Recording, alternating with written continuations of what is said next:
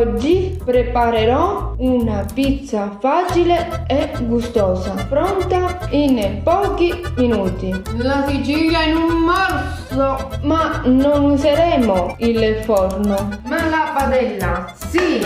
Hai capito bene! La padella! Andiamo! Rompiamo l'uovo.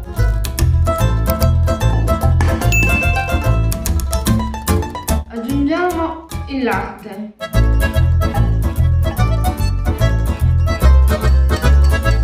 Aggiungiamo olio nuovo fosforescente appena estratto e continuiamo a mescolare. Aggiungiamo lievito istantaneo. Ora mettiamo la farina e mescoliamo. Aggiungiamo sale e pepe e mescoliamo.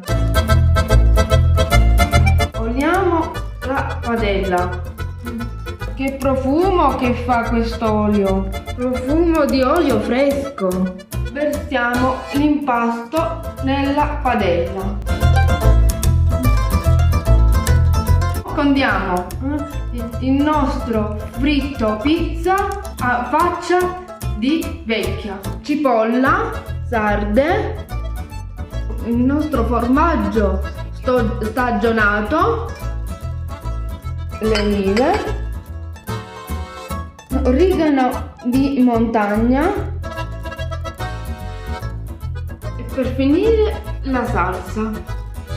Fa un profumo. Adesso ci trasferiamo ai fornelli. Mi raccomando, fuoco basso e coperti.